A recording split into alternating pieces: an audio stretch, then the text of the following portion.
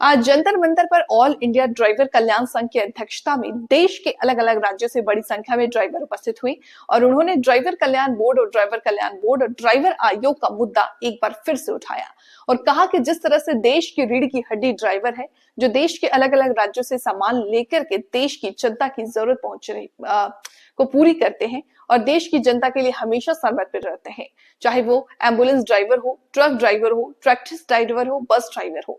मगर किसी ड्राइवर को कुछ हो जाता है तो वो अकेला ही खड़ा रह जाता है और सरकार की तरफ से कोई भी सुविधा नहीं मिलती। अगर किसी ड्राइवर का एक्सीडेंट हो जाता है तो उसके परिवार भी कोई भी सरकारी सहायता नहीं मिलती है और न ही कोई एक्सीडेंटल बीमा होता है।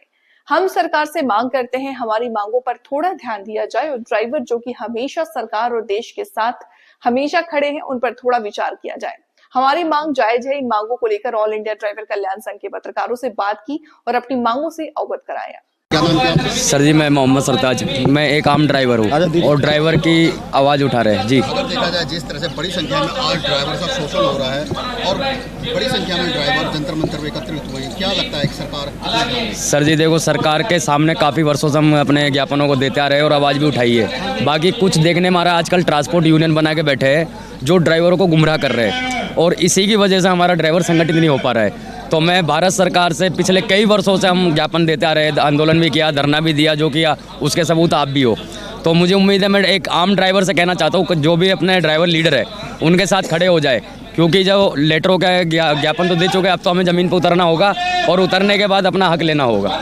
तो उसी के लिए मैं सभी भारतवर्ष के ड्राइवरों से अपील करता हूँ, ऑल ड्राइवर कल्याण संघ भारत परिवार का साथ देवे और इस लड़ाई को लड़कर अपने बच्चों का फ्यूचर और भविष्य बढ़ाए। ड्राइवर आयोग लेके आओ, ड्राइवर को बचाओ। बड़ी संख्या में आज ड्राइवर इकट्ठे हुए हैं, जो मुद्दे हैं ड्राइवरों के वाजिब हैं के लिए। अगर देखा जाए देश की बागडोर, देश की ड्राइवर है, कहीं ना कहीं कोई बात नहीं। बिल्कुल, देश को पर्याप्त। मैं आपके सभी मीडिया बंधु को दिल से धन्यवाद करता हूँ। ऑल ड्राइवर कल्याण संघ से राजस्थान प्रदेश अध्यक्ष सोनलाल मीणा।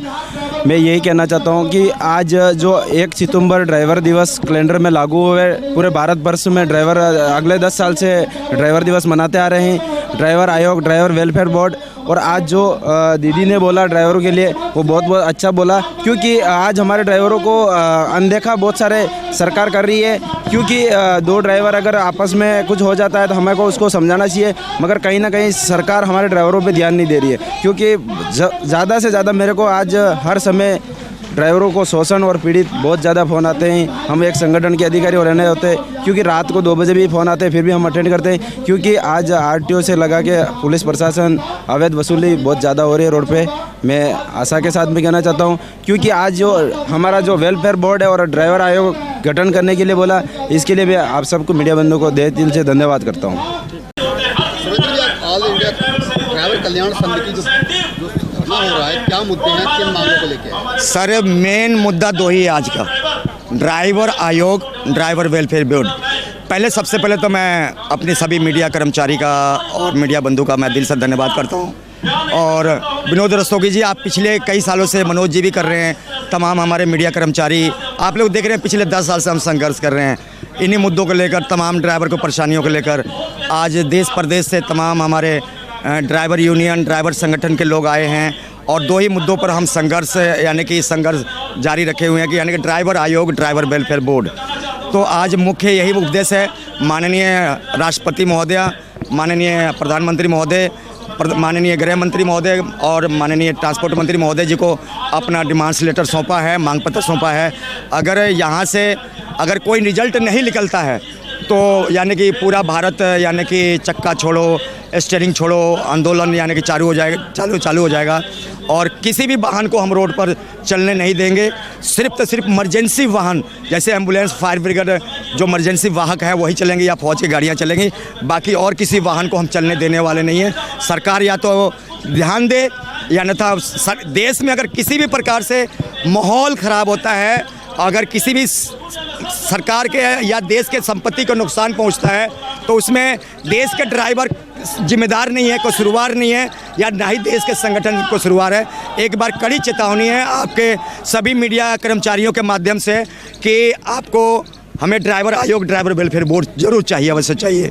सुरेंद्र जी, अभी कुछ दिन पहले नितिन गडकरी जी ने कुछ ड्राइवर आयोग, कुछ ड्राइवर की जो एसोसिएशन है उनसे बैठक भी हुई, महाराष्ट्र में बैठक हुई। नहीं, कोई रिजल्ट, कोई बैठक आपको मेरे को तो मिला नहीं जी। कहाँ से बैठक हुई सर, मुझे तो दिखा नहीं। और कहाँ किसने, कोई भी एसोसिएशन, वो जो चाटुकार हैं, सरकार के चाटुकार हम उनको कहते हैं, ऑल इंडिया ट्रांसपोर्ट कांग्रेस के, जिन्होंने आकर आंदोलन ख़त्म कर दिया। नहीं तो अगर वो आंदोलन हिट और रन के मामले में अगर नहीं किया होता ना, तो आज पता नहीं देश के ड्राइवर सरकार को बताता और प्रशासन को बताता कि हाँ ड्राइवर भारत में क्या चीज़ है। ये वो लोग हैं कि ड्राइवरों को गुमराह करते हैं। ये वो लोग हैं ये जो भारतीय ड्राइवर की सौदा करते हैं। ये वो लोग हैं कि भारतीय ड्राइवर के अधिकारों के साथ खिलवाड़ करते हैं। ये वो लोग हैं भारतीय ड्राइवर के आज़ादी के 78 साल से शोषण करते आ रहे हैं और शोषण कर रहे हैं। ऑल ड्राइवर कल्याण संघ भारत ड्राइवर के शोषणकर्ताओं का विरोध करता है और सभी यूनियन का और सभी संगठन को एक मंच पर आने का अपील करता है। ड्राइवर का अगुवाई सिर्फ ड्राइवर करेगा, ना कि कोई पॉलिटिशियन करेगा। ड्राइवर की अगुवाई ड्राइवर यूनियन करेगा। मेरी साफ लफ्जों में चेतावनी है। पूरे इंडिया से, पूरे भारत है, पूरा भारत है। ये तो सिर्फ मेन लीडर हैं, मेन लीडर है वो आए हैं सर जी।